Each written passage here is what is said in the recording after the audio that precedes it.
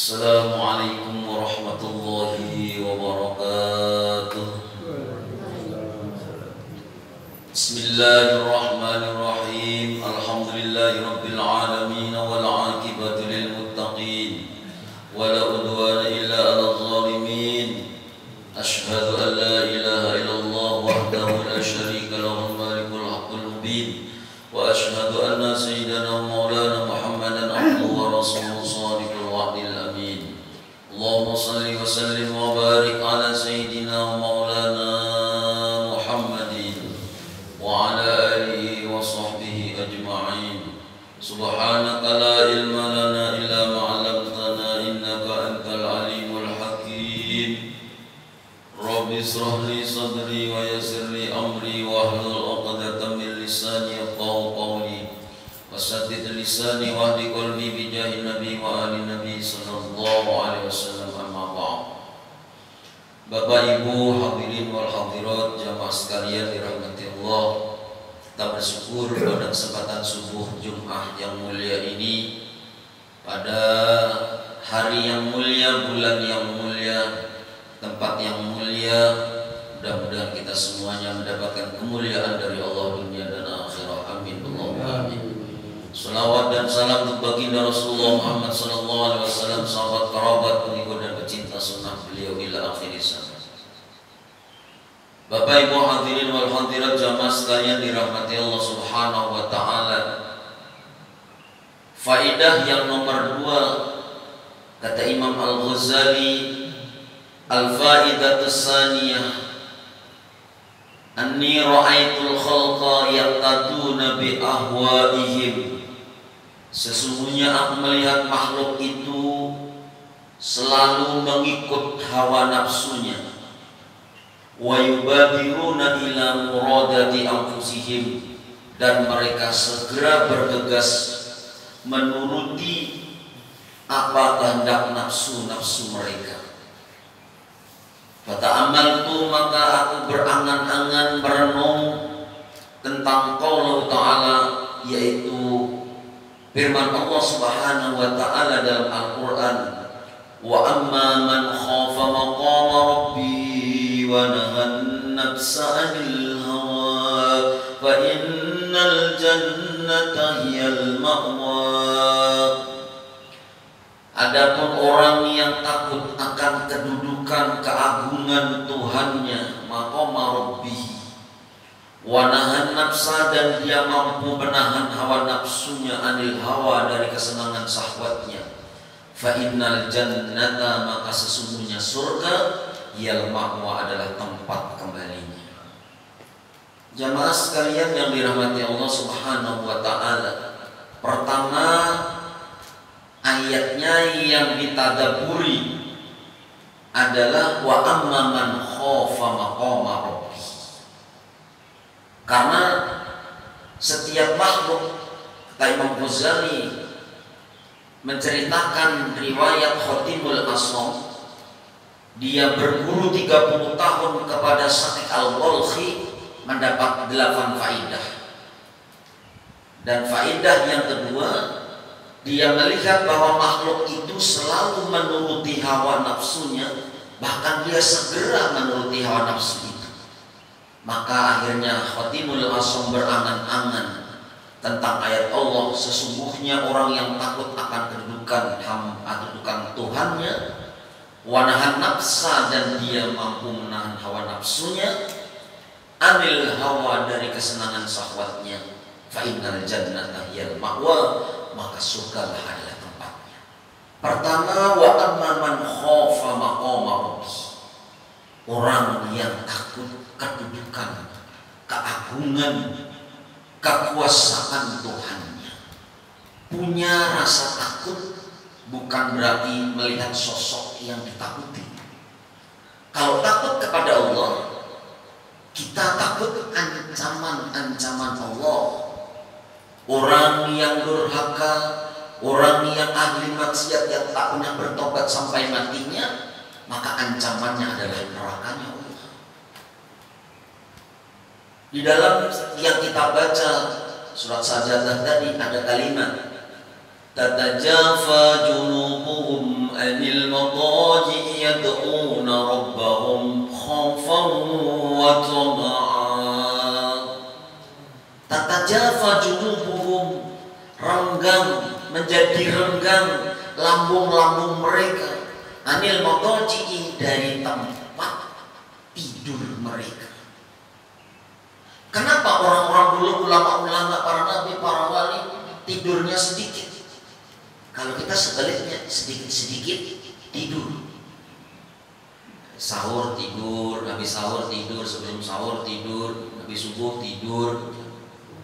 Kalau orang dulu tatajafa junubuhum, mereka renggang lambung-lambung mereka dari badai anil madaji, dari tempat tidur mereka. Kenapa? Yad'una rabbahum khaufan wa tama'a, karena mereka meminta kepada Tuhannya karena ada rasa takut dan rasa harap kepada Allah. Diceritakan ada seorang Ethiopia bertanya kepada Rasulullah SAW. Kata orang ini, ya Rasul, saya ini banyak dosa, banyak maksiat, saya berzina, saya mabuk, saya main judi, saya merampok. Apakah dosa saya yang tidak terhitung itu Allah mau mengampuni dosa-dosa saya? Kata Rasulullah, kalau kau bertobat, iya, Allah mengampuni.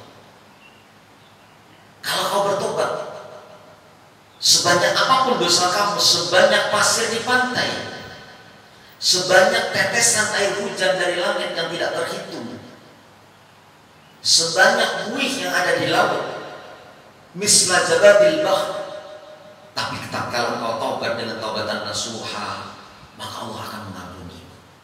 Senang orang Ethiopia, senang. Lalu orang ini bertanya lagi, ya Rasul, apakah yang saya lakukan selama ini, judi saya, zina saya, mabuk saya, merampoknya saya, apakah itu dimengerti dan diketahui oleh Tuhan saya?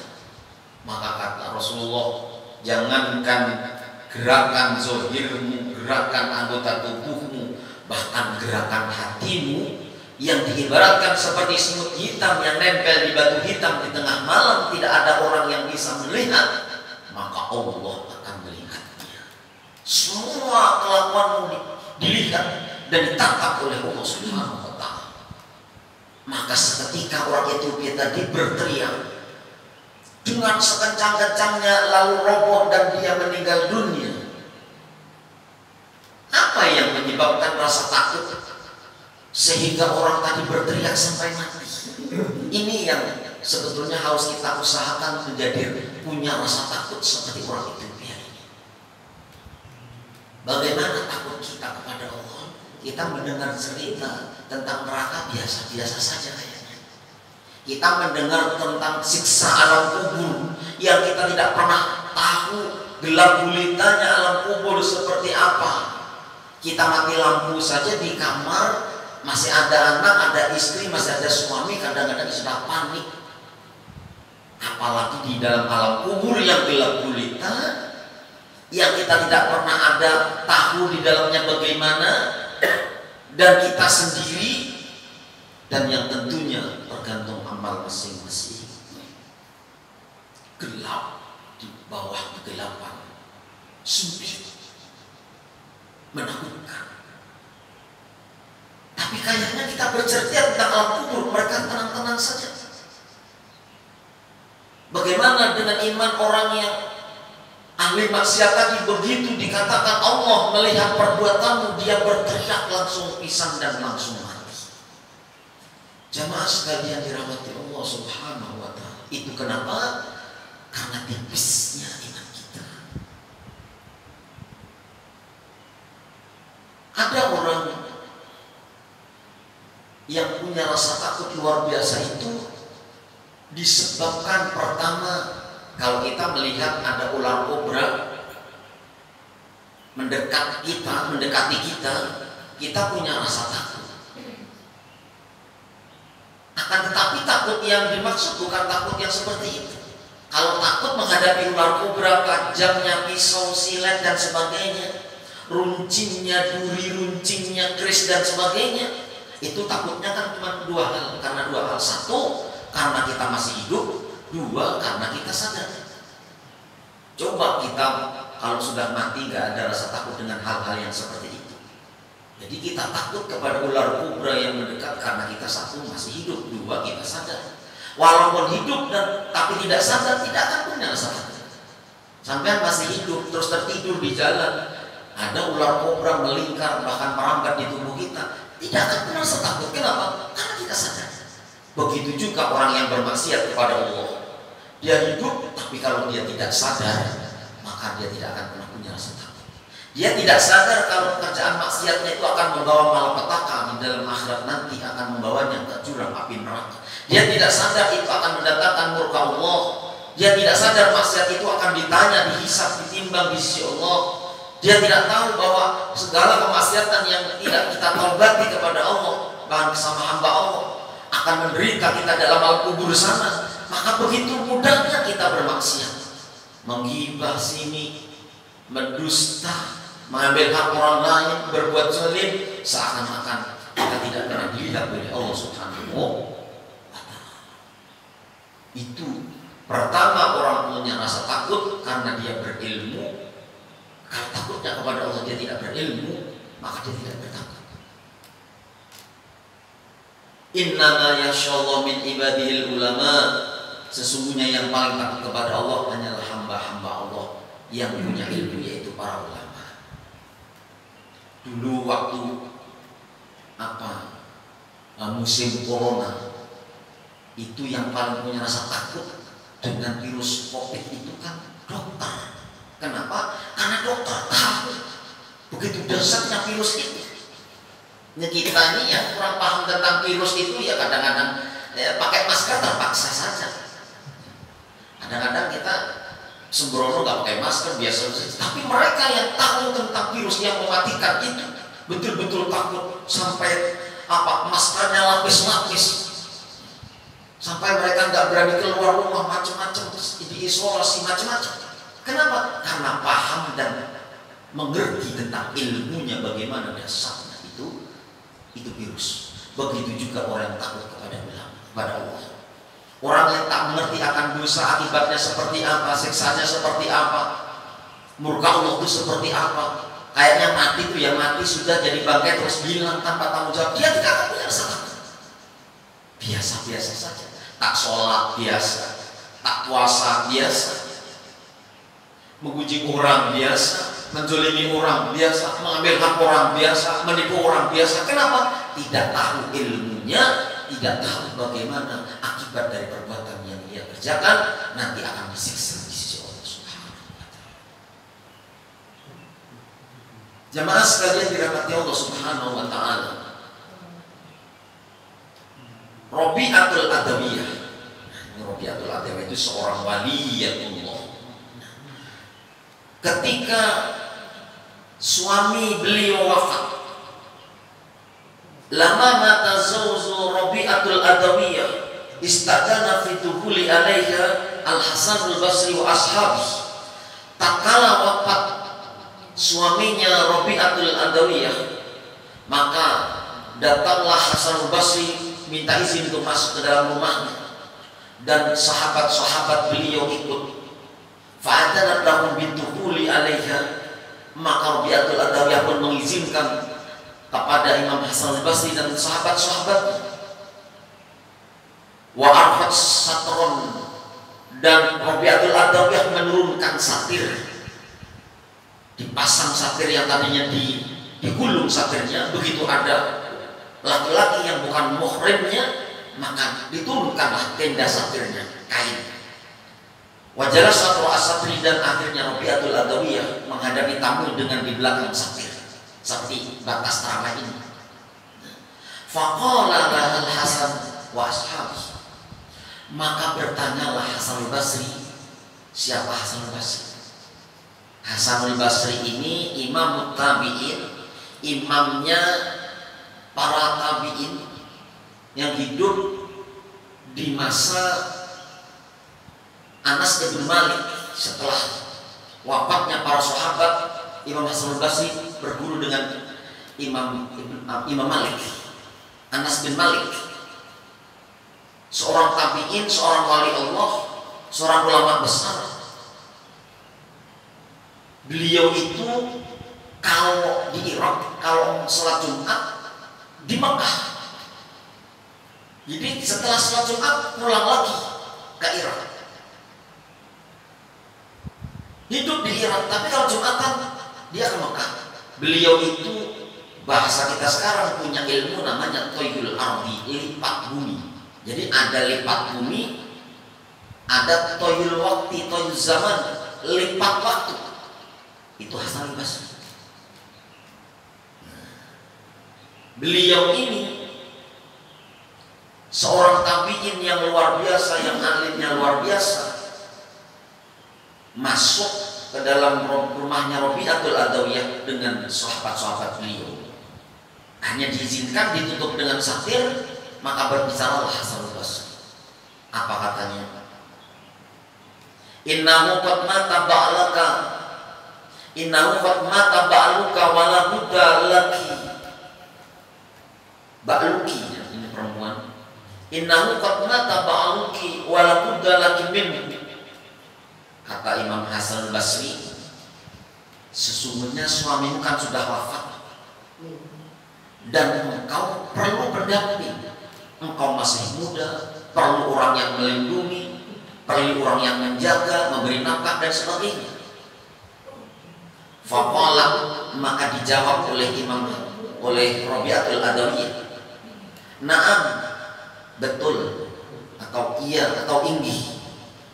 Walakin man a'lamakum, dan tetapi di antara kalian Imam Hasan al-Basri dan sahabat-sahabat sampean, siapa yang paling alim hatta azwajahu nafsi, sehingga aku nanti akan mau kawin atau bersuamikan dengan dia yang paling alim. Faqalu, maka sahabat-sahabat Hasan al-Basri menjawab, yang paling alim Al-Hasan al-Basri, maka Hasan al-Basri yang paling alim. Faqalat, maka Rabi'atul Adawiyah berkata, in ajabtani fi arba'i masail, apabila kalian mampu menjawab 4 pertanyaan, fa ana laka, maka aku akan menjadi milik. Faqala, maka berkata Hasan al-Basri, sali inna faqani Allah ta'ala ajabtuki katanya. Bertanyalah, kalau aku bisa menjawab dengan pertolongan Allah, aku akan menjawab pertanyaan. Maka Rabi'atul Adawiyah bertanya, qala ma taqulu law mutu wa kharastu minad dunya akhraju alal imani amla. Kata Rabi'atul Adawiyah, pertanyaan yang pertama, apa yang kau tahu dan apa yang mau kau ucapkan kalau aku mati, aku sudah keluar dari dunia ini, apakah aku mati nanti dalam keadaan iman atau tidak? Qala, maka dijawab oleh Hasan al-Basri, hadza ghaib wa la ya'lamul ghaiba illallah. Ini pertanyaan yang gaib, pertanyaan yang sangat sulit. Tidak ada yang tahu tentang jawaban pertanyaan ini kecuali Allah. Ya, siapa tahu sealim-alimnya seseorang kalau ditanya, guru, kalau ulun mati kira-kira ulun ini matinya beriman kada? Tentu jawabannya ini tidak ada yang tahu kecuali Allah. Maka dijawab seperti itu oleh Imam Hasan al-Basri. Lalu apa pertanyaan yang kedua? Ma taqulu law ditu fil qabri, apa yang kau katakan atau jawabanmu tatkala nanti aku sudah ditaruh di alam kubur. Wa sa'alani munkar wa nakir, aqadru ala jawabihi ma amla. Ya Hasan al-Basri, kalau aku nanti sudah ditaruh di liang kubur, Lalu aku ditanya oleh malaikat Munkar dan Nakir, apakah aku nanti mampu menjawab pertanyaan itu? Apakah aku tidak mampu? Apa jawabannya? Qala hadza ghaibun. Ujar Hasan Basri, ini perkara yang gaib. Wala ya'lamul ghaiba illallah. Tidak ada yang tahu jawabannya kecuali Allah. Ini sekelas Rabi'atul Adawiyah yang dia tidak tidur sebelum sembahyang 500 rakaat. Kita tertidurnya tangan sambil memegang HP. Tertidur, bangun tidur hampir subuh, sholat 8 rakaat witir dan 3 rakaat sudah habis. Kayaknya tidak punya rasa takut. Tapi Rabi'atul Adawiyah ditanya oleh orang imam besar mau diambil sebagai istri, tapi mengajukan persyaratan pertanyaan yang semua tidak bisa menjawab. Siapa yang tahu bagaimana kalau aku nanti sudah ditaruh di alam kubur, malaikat menanyaku, apakah aku mampu menjawab atau tidak? Jamaah sekalian dirahmati Allah Subhanahu wa Ta'ala, ini perkara-perkara yang pasti akan terjadi. Kita mati nanti, matinya beriman atau tidak, kita tidak tahu. Kita masuk ke dalam alam kubur, ditanya malaikat apakah kita bisa menjawab atau tidak, kita tidak tahu.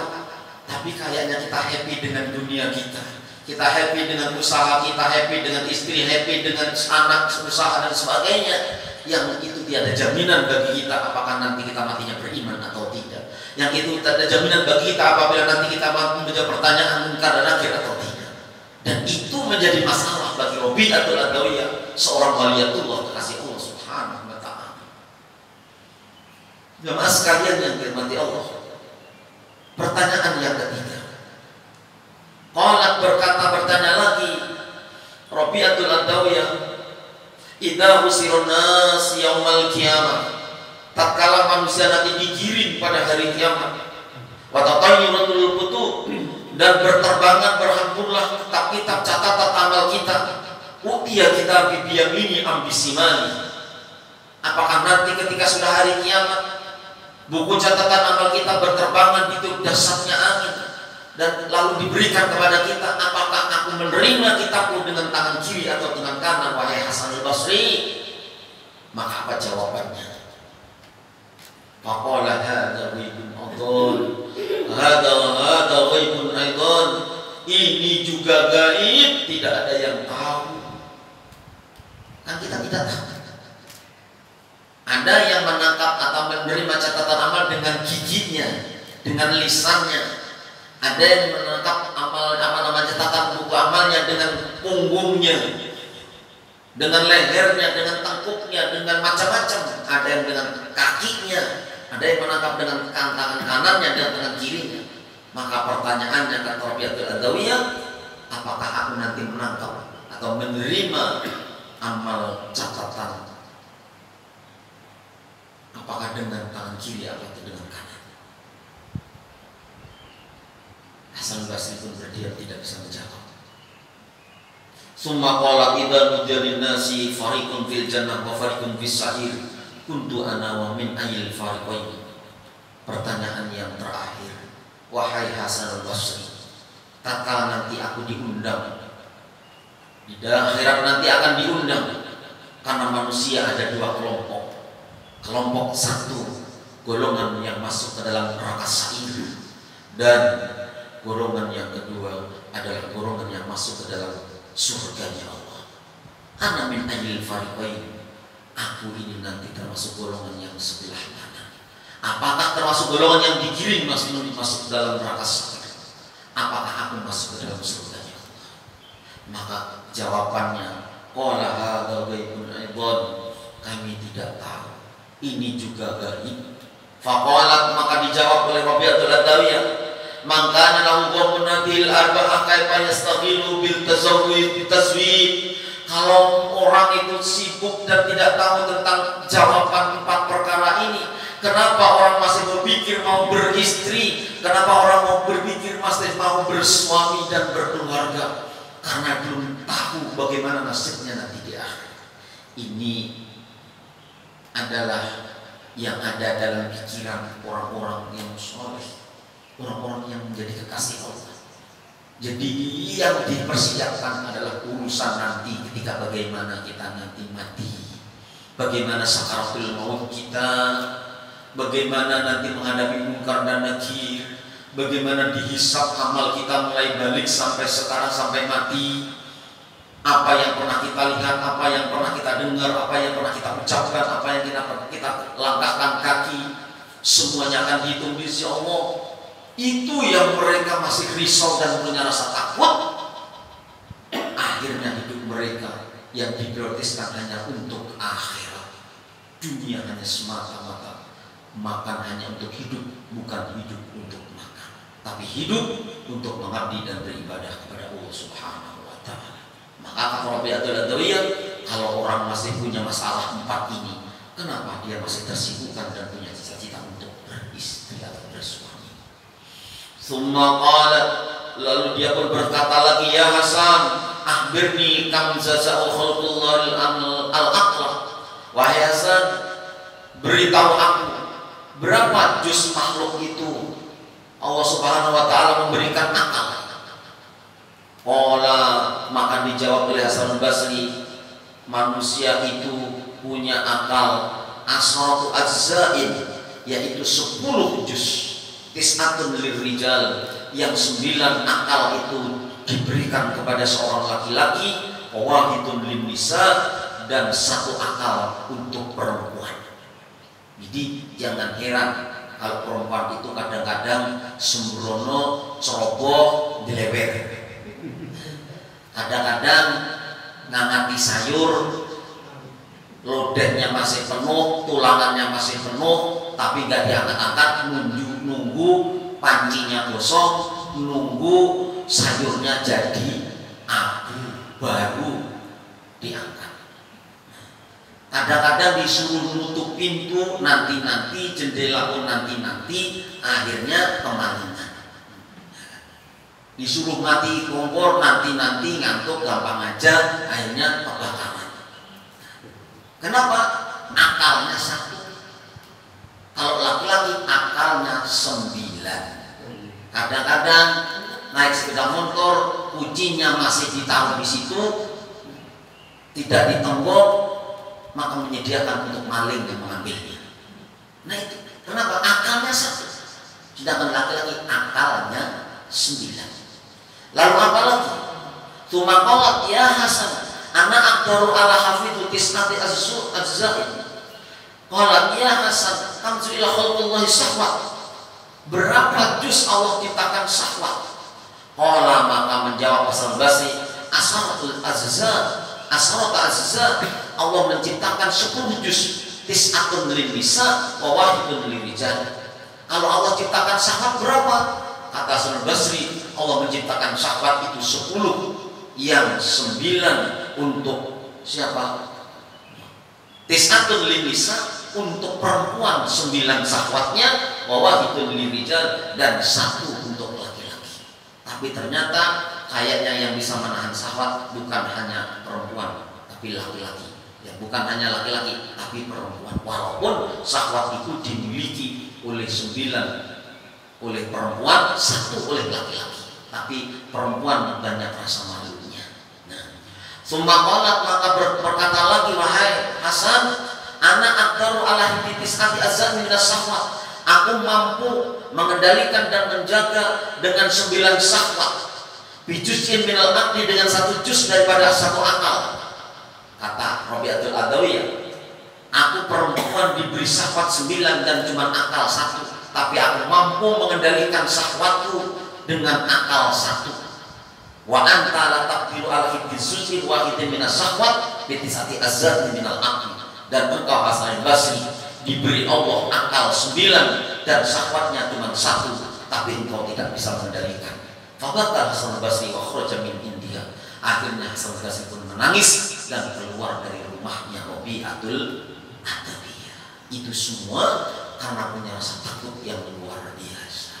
Maka mudah-mudahan puasa kita yang diharapkan oleh Allah menjadi la'allakum tattaqun, menjadi insan-insan yang bertakwa, yang punya rasa takut kepada kepada Allah, bukan hanya terlena dengan kehidupan dunia.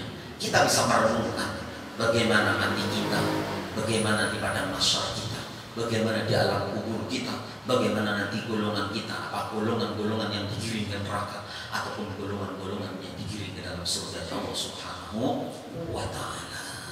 Wallahu a'lam bishawab. Al-Fatihah. A'udzu billahi minasyaitonir rajim. Bismillahirrahmanirrahim. Alhamdulillahirabbil alamin arrahmanir rahim maliki yaumiddin. Iyyaka na'budu wa iyyaka nasta'in ihdinas siratal mustaqim. Shiratal ladzina an'amta 'alaihim ghairil maghdubi 'alaihim waladdallin. Amin ya Allah ya rabbal alamin. Bismillahirrahmanirrahim. Bismillahirrahmanirrahim. Barik ala sayyidina Maulana Muhammad wa ala alihi washabbihi ajma'in. Allahumma ij'al jam'ana hadha jam'an marhuma, Allahumma ij'al jam'ana jam'an maghfura, Allahumma ij'al jam'ana hadha jam'an mubarakan wa tafarraqna min ba'di taqabbal summa ya arhamar rahimin. Allimna bima yanfa'una wa 'allimna waj'al amalana khalisatan liwajhil karim wa ahtim lana bika bi khairin ajma'in wa ahtim lana bi husnil khatimah. Sallallahu alaihi wa sallam walhamdulillahi rabbil alamin.